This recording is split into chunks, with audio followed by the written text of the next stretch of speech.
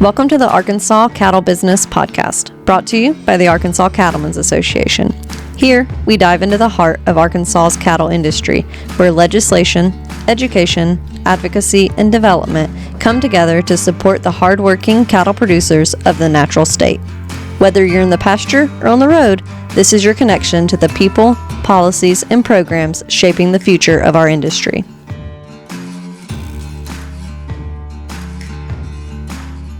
Hello, and welcome to this episode of the Arkansas Cattle Business Podcast.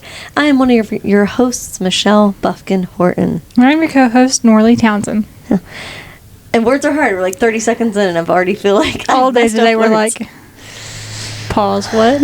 Yes, it's been a long week, and so words are difficult, but we appreciate it. We're here to appreciate you coming and hanging out with us for this episode. We've got, I was going to say something new, but it's really not. I mean, it's still legislative focused, but a whole different side of it. So we got something exciting to talk about. But with that, I mean, it's been a long week, and I haven't seen you at all. No, not at all. This is Thursday, the day we're recording this. This is the first day I've seen you. So how has your week been? It's been good. I'll start off by saying this hat. Oh, yes, our hat of the week. Yes. So we had a board meeting on Saturday, which was really good. And me and Randy had the discussion. Y'all don't know he's fashionable. Yes. And so much he had more fashionable than either of us. Yes. So he had a black midnight hat on. And I was like, I like it. And he's like, I thought it was like a black cherry. And he was so upset. And I was like, we were just talking about it. And then Saturday night he texted me. He's like, I found a black cherry. This is the said black cherry. He ordered it that night and it came in today on Thursday. So we're like, we have to have it on the podcast. So we're recording it today. So yes, this is his brand new hat. So. We need to get better about introducing our hat of the week. Yes. Because it just, if you don't notice, if you watch online, the hat does typically, not every week, but typically the hat does change. Mm-hmm. And so we're glad to be able to include Randy in our podcast that way. Yep. They might be the same color, but they'll always be a different shape or something. So they're always different. Yeah, the number of hats the man owns. I'm glad he's got a. I was like, God forbid people have habits. Like, that's his habit. That is his habit. Yeah. But as you said, we've had a big week. I went to Carroll County Monday night and Marion County Tuesday night. So I stayed in Harrison and came home yesterday. Fun fact, I had a flat tire in Marion County, so I had to take care of that yesterday. So if you called the office on Wednesday and I was there, I was taking care of my tire. It's fine. But yeah, see, I've even had a member come by and help you too. I did, which is very, very thankful. That's what I love about this job, because if I have any trouble or anything, I know somebody I can call. I can call somebody, and somebody will know somebody, and we can get some help. No matter what county you're in, there's always a connection there. And not just us as staff people, even members amongst themselves, for sure, utilize that as well and appreciate it as well. It really is we talk about it a lot, but it's a big ACA family. Yes. So it's nice to hear really, that. Really appreciate Mr. Larry out there. So. Yes. Yep. Oh my God. And then on the other side, I flew out with a group to D.C. this week doing a fly-in, which is what we're going to talk about today. And so we got back, we're recording this on Thursday, so we got back Wednesday night. We were supposed to land at 10:15, but if you paid attention to the weather in Little Rock on Wednesday, there were quite a few storms. So we landed around 11 Wednesday night and then drove home after that. And so we were there for about 3 days. Really great time. We're going to talk all about it today, so I'm not going to talk too much, but it's been a busy week. And then I've got Calhoun County Cattlemen's meeting tonight, and so we're really excited. Just still continue being able to go to every single county. That's been a goal of ours that I set last year, and we are, I think Norley just counted, we're fewer than 10 away from that goal. We've got the meetings scheduled. We just have not obviously gone to them yet. There's only 2 of us, so we can only go so many places. And so it's really exciting just to be able to get out and see our counties and interact with our members that we may not see all the time. Yep. So, all right. We're going to flip the tables this time. Norley's going to interview me. I know, for sure. So you talked about a fly-in. So what is a fly-in, and why does the HCA participate in them? Yeah, so a fly-in, any organizations can do them, and honestly, this week was the week of fly-ins in D.C., and so the Arkansas State Chamber was there, the rural electric co-ops were there as well, all across the nation, including a delegation from Arkansas, along with our fly-in that we were attending, which was the National Cattlemen's Beef Association fly-in, and so states from the southeast and the northeast flew in for this, and so what it is it gives producers, members of any form of organization, but in our stance, obviously, producers, the chance to come in to DC, meet with their elected officials, talk to them, share their concerns, but also be able to hear, not only and meet with them, but be able to tour the nation's capital, see those sites and things there around DC, and be able to have conversations with people from agencies, people from all across the board, instead of trying to get a one-off with a meeting, with a one-off meeting with a congressman or a senator. They're all there. They're all busy, but they're all there. And so you usually have a day worth of meetings in the whichever organization you're in. So we had a lot of agency meetings, a lot of Hill meetings, and then we on Tuesday, and so we spent all day learning about some of the issues there, and then met with had a rooftop reception that evening and had some staffers come and join us there. And then on Wednesday we had our Hill visits, and so we spent all of Wednesday just running back and forth on the Capitol, going from meeting to meeting. And I'd be remiss if I didn't say we flew in on Monday, and the whole trip started with a night tour with Congressman Westerman, which if you ever go to DC, obviously you can do the Capitol tour with the general public, but if you go to DC and you have a group, you can request a nighttime Capitol tour with your congressman. And so Congressman Westerman led that tour, and it was just absolutely amazing to be able to see the Capitol with no one in it, pretty much, except actual elected officials and staffers, and but also just to see and hear the history and the excitement and the enthusiasm that Congressman Westerman has for that building and for the people of Arkansas, and just to see that was absolutely amazing. And so we started Monday with that, and then went into meetings, and flew home. So it was a great time. It was a quick trip, but really a very productive trip, a great opportunity for our members to be heard and our voice to be heard from Arkansas and DC. Yeah, so who from the Arkansas Cattlemen's went with you? I know it was you and 4 other members? 3. Or 3? Yep, 4 3. of us in total. Yep. And so we had Philip DeSalvo, our immediate past president from Conway County. We had Don Hubble, our second vice president from Independence County, and then Maybelle Castera, who is in our Arkansas Cattlemen's graduate course program from White County, all attended and were able to go and join us there along with myself. And so it was a great group. And so it was good to be able to see and spend the time with those members, but also knowing that regardless of where they came from, they were representing the Cattlemen's Association all across the state. Yeah. And so you got to talk to elected officials, obviously. So what pressing issues did you talk to them about? Yeah, so a lot of the things we're working on, so if you don't know, we've talked about it briefly, but if you haven't listened back to podcasts, the biggest thing they're doing in DC right now is reconciliation. And so what that means is they are trying to pass a budget bill. Essentially, it's the big, beautiful bill. If you watch the news, that is what it is referred to, and they're not kidding. It will be a humongous bill. So that is a big piece of what is taking up a lot of the oxygen in DC right now, is that reconciliation package. And so while we weren't there to talk about that necessarily, obviously it's going to be a conversation there. Biggest things we were looking at we're discussing the farm bill and LFP payments with black-headed buzzards, the estate tax, and New World Screwworm. So a couple of different topics. If you ever go and meet with your congressman, it is good, or your elected official, it is good to have 4 or 5 things that you want to touch on, but know that you may not be able to touch on all of them. And so we had a list of priorities depending on who we were meeting with, and wanted to make sure that we hit at least the top 2 or 3 for that person, pertinent to their committees or their interests. Yeah. So let's talk about the farm bill. What were you specifically asking for when it comes to cattle producers? Yeah, so as you probably know, we are still operating on the 2018 Farm Bill. So we have a continuing resolution on a continuing resolution on a continuing resolution of the continuing resolution. And so they essentially just keep extending the Farm Bill. And so at the risk of repeating myself a million times, we are very lucky in the state of Arkansas to have Senator John Bozeman as the chairman of the Senate Ag Committee. And so the Farm Bill is his main priority right now, because as chairman of the Ag Committee, that is what he is trying to get done. And so we are looking at a farm bill knowing that a reconciliation package has to come first. So we are hoping they're able to get the reconciliation package done by, they said May. It is May at this point. Will not be by May. They're hoping they can have the reconciliation package done by June or July. And so that way we can spend the rest of the year looking and working on a farm bill.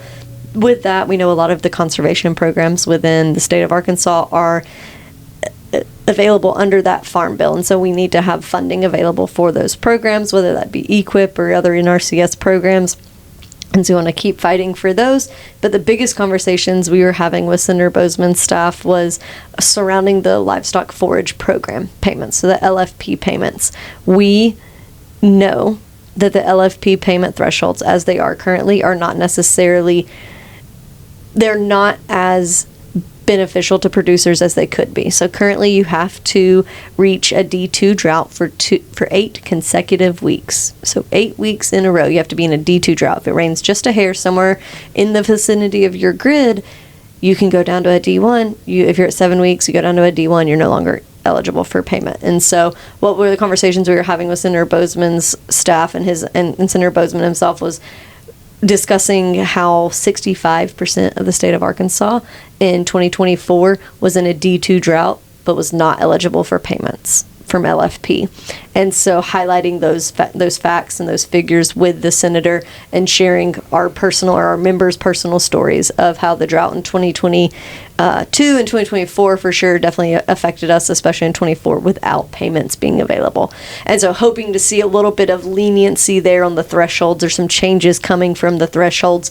The biggest hurdle we're going to run into with that is if we make them more easily accessible, we have to pay them. We have to find the money to be able to pay those producers. And so we will have to find that money somewhere. And so knowing that that's going to be a hurdle, but really appreciative of the conversations with both Senator Bozeman and Congressman Crawford. Congressman Crawford's office there, Congressman Crawford is on the Ag Committee in the House side. And so we were able to have conversations with his staff about the need for this as well. And so we're hoping we'll be able to see something in a Farm Bill framework here shortly. Yeah, so I'm going to change the subject a little bit. Black-headed buzzards. Mm-hmm. They're a common topic with our federal delegation.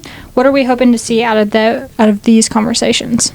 Yeah, so every time we sat down, and if you've never done a congressional visit, you normally start your meeting with a staffer. And so everybody will go around the room and introduce themselves and share where they're from, what generation operation they have, what type of cattle they raise. And then you jump right into your issues. And every single time we brought up black-headed buzzards, everyone just kind of smiled and nodded, not because it was a funny topic, but because we have been going to D.C. for, I think this was Philip's 8th or 9th trip to D.C. on one of these. And he has talked about black-headed buzzards every time he's been there. And so they all knew it was coming. And so it's always funny. We're like, oh yeah, here we are again. Different year, same topic. But we do have some positive progress on that one. What we're looking for there was for support around the Black Vulture Relief Act. And so it's a bill for a House resolution out from Representative Rose from Tennessee. And so he is trying to say, instead of you can apply for your permit and take 3 birds currently, instead of being able to, or applying for a permit and being limited to 3, you could take as many birds as necessary and then just report at the end of the year what number of birds you took. So that way they could take, the numbers can still be accurate and can still be monitored, but honestly, they're going to end up being a little bit more accurate throughout that, because the conversation on the other side of this bill is that permit numbers are down. People are getting less permits. So therefore, if you're getting less permits, you don't have a problem with black-headed vultures.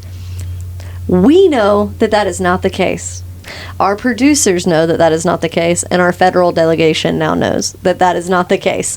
Not that they thought it was at any means, but we had those conversations around it. While it's easier to get a permit, you still have to get a permit for 3 birds, and they come in groups much larger than 3. And so we're looking for support for that bill and looking for future legislation on it. That bill was introduced in the 118th Congress did not have a lot of momentum. Now it was introduced in the 119th Congress, which is where we are currently, and we are hoping with this current administration, with the current momentum that we have behind it, and a lot of other different but related topics around endangered species, migratory birds, that we'll be able to see some good progress coming out of that one. Good. So many folks may not be familiar with the New World Screwworm, another thing that's happening. Can you explain what it is and what the ACA is advocating for in terms of prevention or control? Yeah, so the New World Screwworm, if you were not raising cattle in the 50s, 60s, 70s, you may not know about this. So it is a parasite that gets into an open sore and then starts reproducing and putting larvae down, each one layer deeper than the one prior. And so it is absolutely detrimental. If an animal has a 72-hour hatching rate, if an animal gets the New World Screwworm, they're projected to die within 7 to 14 days. And so there's not a lot of treatment for it, not a lot of recovery from it. And so right now the issue is arising in the fact that this is in Mexico, is in the not too terribly far from us. It's been reported as close as 13 miles from the U.S. border. And so we are keeping a very close eye on this. If you watch the news, Secretary Rollins recently announced that if Mexico was not going to be a better partner on this, that we were going to close the border to cattle from Mexico. Right now we are still importing cattle from Mexico, but we are keeping a very close eye and inspecting for screwworm and turning away anything that has it. But she did have the conversation, say, hey, like if y'all don't work with us better on this is going to stop. We're going to stop importing and moving cattle across the border here for sure. While that could be beneficial, it's not going to be an end all be all silver bullet, because the screwworm can fly. First off, so that's one piece, is it can fly, but it can also come across on anything. So it's not just cattle that are susceptible to this. It's going to be wildlife, any form of livestock, or you've got chicken, you've got pigs, you've got deer, or mice, rats, anything at all, anything that is a mammal that's going to have tissue. So even maybe not even a mammal, anything that has flesh and it has tissue, this thing's going to be trying to eat it. And so you've got even humans are susceptible to this. And so right now, the only way to eradicate the New World Screwworm is to limit the population. And so what has been done previously when we eradicated this back decades ago was you take a sterile male fly and you breed it with the screwworm, and they breed, but they can't reproduce because it's sterile male fly. And so that halts the population growth. And so essentially what we have been doing is purchasing sterile male flies from a facility in Panama, which is one of the only places to purchase these, and then dropping them in Mexico and making sure that we're able to stop the spread there along the border. And so currently the biggest ask and the thing that we're looking for here is for the USDA has been looking, and if you're on the news, you may have been seeing this, is the USDA has been looking and actually just recently announced a location for a sterile fly facility in the United States. And so that way we could produce our own sterile flies and not have to wait and be answerable to someone else's production of these. And so we are working with Congress to try to get an appropriation funded for that facility. So they're looking about $330 million to get the facility and get it fitted for this production. And so if we don't, or regardless, the biggest thing is going to be the fact that even if we get this facility, it's not going to immediately stop screwworm spread, and so we may still end up with the New World Screwworm. And so it's going to be even more expensive down the road to eradicate it once it's here than it would be currently to prevent it. And so we are trying to be, as the age-old adage that we heard from USDA is, it's an ounce of prevention is worth more than a pound of cure. And so that is kind of what we're looking for here. And so that was a new development for a lot of our elected officials. We in the cattle industry have been hearing about it quite recently, or quite heavily. You've heard about it starting back in even as early as December, January. And so it has just been while we've been keeping an eye on it, it's getting closer and closer. And so we're getting a little bit more aggressive on our plans and preparations for it. Yeah, for sure. And again, I'm going to plug for our weekly newsletter, because I have added some articles about that in there when it started happening in early December, January, and things like that. So I'm going to talk about a little bit of advocacy and action. So how did the meetings go with the congressional delegation? Were there any key takeaways from the conversations with Senator Bozeman, Cotton, or Representative Westerman, Hill, or Womack? Yeah, or Crawford. Crawford. And so it's hard, and you have 6 of them. You're like, oh, let's name them. You don't want to leave anybody out, so you have to name all 6 of them. And so, but I think the biggest takeaway was, they were very appreciative of us being there and sharing our story and being able to talk about what was affecting cattle producers back home. And so a lot of times it feels almost as if your elected member isn't on the same level as you, but they're humans just like us. They want to hear the stories. They want to hear from their constituents. They want to be able to best serve the people that they serve. And so they cannot do that without the participation of those people they're serving. And so they were very grateful to be able to meet with us and to be able to hear what we were discussing and hear the concerns that we had. And so, I think that's the biggest takeaway. A lot of times people are my little problem isn't enough for them, or they're too busy for me, or any of these pieces, but they're there to serve you. They are there to represent you. They can only do that to the best of their abilities if you inform them, if you keep them up to date on what is happening within our industry and within your area. And so while the Cattlemen's obviously does that from a statewide cattlemen's perspective, it is still very beneficial. We've talked about it at the state level every single time we talked about Hats on the Hill, but keep in contact with them, reach out to them. If you're going to visit DC, reach out and see if they're there and willing to have a meeting. Even if you're not meeting with the elected official, the member themselves, meeting with the staff can sometimes be just as beneficial, because they have a direct tie to that member and they can share everything that you talk about, and they do share everything they talk about, because again, they're there to represent you. They're there to fight for you. And so I think that's the biggest key takeaway, is a lot of times people are just like, oh, well, I don't know. No, they want to hear from you. They want to talk to you. Give their office a call. Reach out to them. They are happy to hear from members and their constituents all across the state. Yeah, and I know y'all got to meet with different agencies as well. So what kind of feedback did you receive from agency leaders at the USDA? Yeah, so that was a unique experience for sure. We got to have USDA agency leaders be brought to us in our region meeting, as opposed to us going to their agency building and going through security and doing all of these things. And so we were able to sit, and they came to us, and so we were able to hear from a lot of them. If you do not know, a lot of USDA currently upper level is not necessarily staffed. They're still waiting on the appointments to be confirmed through the Senate, and so undersecretaries and things along that nature may not be necessarily be appointed to fit under Secretary Rollins just yet, but a lot of the chiefs of staff and things like that, and some of the more career positions there are available. And so we're able to meet with some of them and learn a lot. They had a lot of conversations around the new World Screwworm and discussing that, along with vaccine banks and foot and mouth disease, and just the potential of a disease outbreak within the United States. And so I think for that, a big piece of the conversation was just how close we always can be to a detrimental disease outbreak in this nation.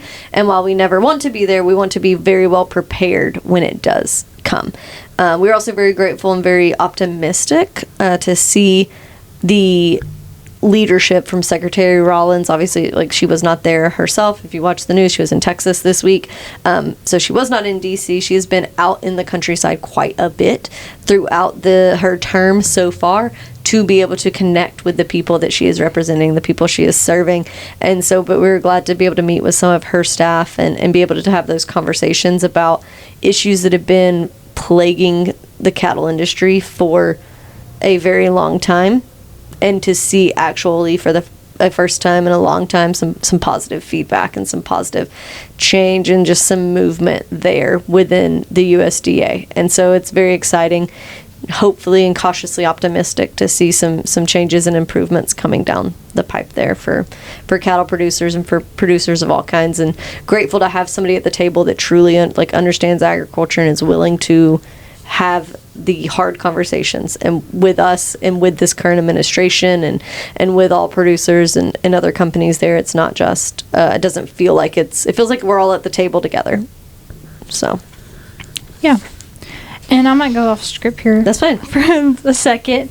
So I know that different states were there with y'all. Mm-hmm. So how was that? Did y'all get to talk to the different states and talk to them about issues? Yeah, so NCBA, which is our national affiliate, is broken up into multiple regions, and so technically we are in Region 4, which is Arkansas, Texas, and Oklahoma. We did not go to our regional fly-in because it was the same time as our area conferences, and so we were a little busy cooking steaks and serving our members in the state of Arkansas, and so we actually ended up going with Region 2 and 3, I believe, and so that is the Southeast. So we had Alabama was there, Florida was there, Mississippi came as well, and then Virginia. And then as you go up, we were able to see and interact with producers from Indiana, from New York, from Pennsylvania, and so it was very much a interesting combination of producers for sure. And so, but it was really nice to see even just a smaller group of producers. It was very easy to meet and talk to people, as opposed to normally we do one legislative conference that is every single state all together, and so broke it up into smaller regions this year. And so it was great to be able to interact with them and see a lot of the same issues that we're facing at the state level that they're facing as well, and just get different ideas of what works for them and what doesn't. And so it was a great time to be able to interact with them and just to see and learn different pieces and different sides of the industry.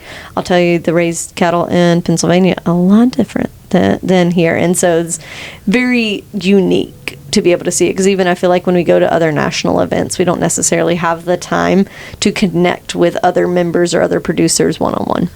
So yeah, that was a good time. Yeah. So I'm going to ask a little bit of a memorable moment as well. So you already talked about it, the Capitol tour. So how was that? And was there any favorite moments or unexpected moments? I know that nighttime tour is really cool. I got to go, I think, for 4-H one time, and then I went as an intern. So. Yeah. So I had never been on the nighttime Capitol tour, and so that was fun. Yeah, it was like I don't even know that Philip had been on one. I think he'd been on other types of tours there, but not necessarily a nighttime one. And so it was, like I said earlier, it was absolutely amazing. It was great to see Congressman Westerman definitely in this element of educating and talking about the history of it. If you don't know him, he is very much a history buff. He's full of all of these little trivia tidbits and pieces of information that you would have never known, but because of his background and his really honestly just who he is as a person, he relates most things back to agriculture. And so it was very nice, even though we were with some groups that weren't necessarily, we were with the rural electric co-ops. So yes, well, they're rural, they may not be agriculture necessarily specifically, but he still was relating it back to agriculture. So it was great to see. I think my favorite part was when we went out to take a picture. He invited us onto the speaker's balcony, so we got to go to the Speaker of the House, to his office, and over to the balcony. Overlooks the Washington Monument. The sun was setting. It was a gorgeous picture, and so I'm standing there with Maybelle, and Maybelle just hands her phone to the congressman and says, "Hey, Congressman, can you take our photo?" And of course, the generous human that he is says, "Oh yeah, of course." So he takes it, and he's like moving around trying to get the best shot, and he's like, "Hold on, let me put it on portrait mode." then he puts it in. So, I mean, we got really good photos. So if you need a photographer for your event, like, just call out Congressman Westerman, Bruce Westerman, and he'll come and help you out. But the fact that, again, it just goes back to, I think it's solidified, especially for Maybelle, like, oh, this is a human. Like, this is a person. Like, yes, a lot of times we put him in this whole other category, but he really is. But almost all of our federal delegation, obviously they're all humans, but they're relatable. They want to connect. They want to have this piece. And so that, I think, really stood out to me and to the group of just, oh, hey, like, this is a moment that you can take that at some point and say, oh, no, Congressman Westerman took that photo. So that was really, really neat. It was a great opportunity. And so also we got to reconnect with our former exec. And so Cody Burkham now works for Congressman Westerman. He actually flew into D.C. as well at the same time, not for this event, but for another event, and just he has to go to D.C. because he does work for the congressman. And so it was nice to just be able to reconnect with friends and walk around and see the Capitol with no one there. And it really opened my eyes. I took it for granted 100% until we were getting an escort from the House side to the Senate side, because if you don't know, there's tunnels that go under the Capitol, and so, but sometimes you have to come out of the tunnels and go through the Visitor Center. And as we were going through the Visitor Center on Wednesday, we had these fancy little official business badges, so we just got to walk on through, and there were lines upon lines upon lines of people waiting on just a general Capitol tour. And you just put these little headphones on, and the tour guide it's a large group, the tour guide who's in front of you, like, talks into his headset and it shows up in your ears. And so a lot less personal, a lot less, still gorgeous, still very historical, still very educational, but a lot less entertaining and a lot less one-on-one. And so that really was when it hit me of like, oh, hey, like, that was a big deal. Like, we got to do that. And so again, if you're going with a group, reach out to your congressman. They usually are happy to work with you to set up a tour. I will say they're not going to do it if it's probably just you. Like, they may try to find another group to put you with, but they're usually happy to do it. Yeah. So, did he get to take y'all downstairs to the old part of the Capitol? No, we walked out through the basement, but that was about. Oh, you did? About it. It was. This tour started at 7. We got there at 7:15, and we left the Capitol at 11 p.m. It's pretty long. I remember when I went on one with him, there's like an old part of the Capitol, and you can go through. You might have seen it. Anyway, it's got these old columns, but in the war of, like, I think it was 1812. I like history, but I don't know it that well. And when they, like, raided the Capitol, there's, like, bullet holes in those columns, and you can stick your finger in them. Oh. It's pretty cool. I don't know about that. We did get to go into the floor of the House. We had to wait until they were done. They were still, in fact, actually meeting at 9-something at night. And so once they were finished, we were able to go onto the floor and see where the House of Representatives meets, and look up and see the bullet hole in the ceiling where somebody had, way back in the day, somebody had broken in and started opening, or gotten into the gallery and started opening fire. And it was very interesting to see. I was like, oh, wow, that's crazy. But it was a very special moment to be able to sit where a lot of the conversations and the laws that are being made are happening. And so it's good to be able to just go on the floor. It's not every time that you get to do that, for sure. What was your favorite part about the Capitol? Oh, that's the hard part. I don't know. I think I enjoyed the intricacy the most. The fact that no matter where you looked, like, the amount of details and, like, thought that went into that. Oh, hey, like, somebody hundreds of years ago built this, but they thought so far ahead that here we are today still using this with very little to no changes. And so it was good. We enjoyed it. Great time. 10 out of 10 recommend a Capitol tour, but recommend a nighttime Capitol tour if you can. Yeah. So changing subjects again. So what's next for the Cattlemen's federal advocacy efforts following this trip? How can our members stay engaged in these conversations? Yeah, and so a big piece of it right now, as I talked about, they're working on reconciliation, and so we will be following up, but we know that reconciliation will be taking the forefront for a lot of conversations in DC right now. And so our office, Cattlemen's, will be staying in touch, especially with Senator Bozeman and Representative Crawford, about the Farm Bill conversations and the LFP threshold payments, because we know that's going to be an ongoing conversation there. But on the other fronts, I mean, as you are interested, if you're interested in the Black Vulture Relief Act or the Death Tax Repeal Act, which we did not talk about today, but we talked about in DC, feel free to reach out to your elected official and ask them to support it, or ask them where they stand. I will specify on the Death Tax Repeal Act, every single one of our federal delegation is a co-sponsor of that bill, and so very much in strong support. And so even if you as a member just want to thank them for that support, we know it's going to be an uphill battle to try to repeal the death tax entirely, but at the very least, hopefully that is the goal, but at the very least, extending out the threshold and the exemption that exists currently. So set a sunset down to $5 million. Not very hard to get to $5 million. And so I think that's going to be the biggest conversations. And so while we in our office are fairly frequently in contact with our federal delegation, it never hurts as an individual member to do that as well. If you're ever curious about what's happening at the federal level, you can reach out to us here at the state, and we'll be happy to answer any questions we can. So, all right. What a time. I enjoyed it. I never thought, I did think, but I never thought back in the time. I went to a One Hill visit in college, and I was like, oh, hey, that'd be kind of cool to do. And here we are, years later, but doing that exactly as a job. And so it was very exciting. I really want to say thank you to the producers that went with us.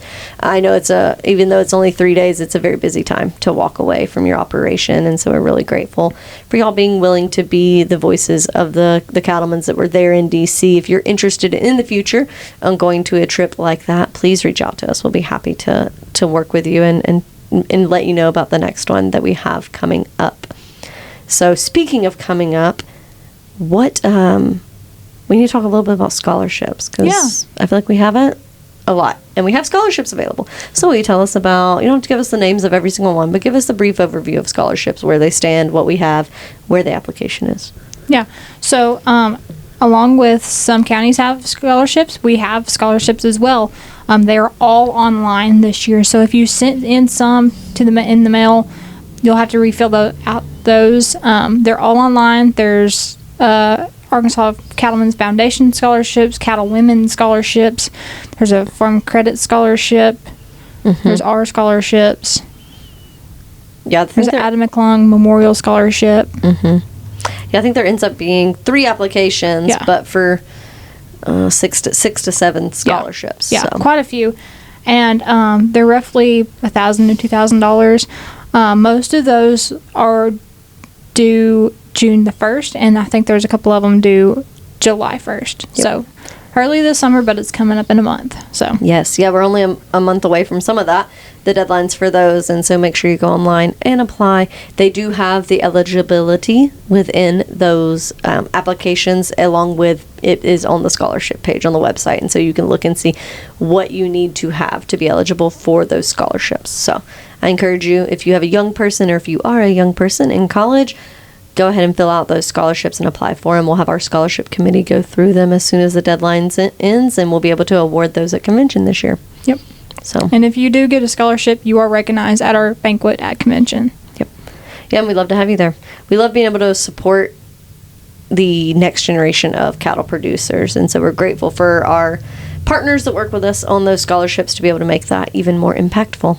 Yep. So I think there's over $15,000 being given away this year, and so we're excited to be able to do that. Yeah.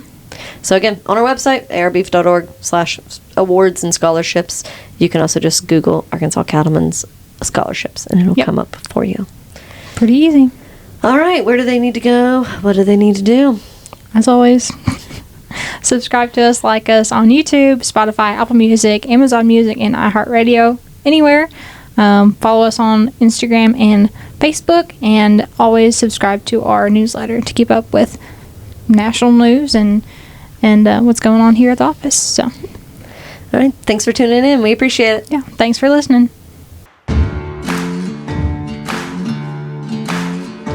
This is the Arkansas Cattle Business Podcast, your trusted source for all things cattle in the natural state.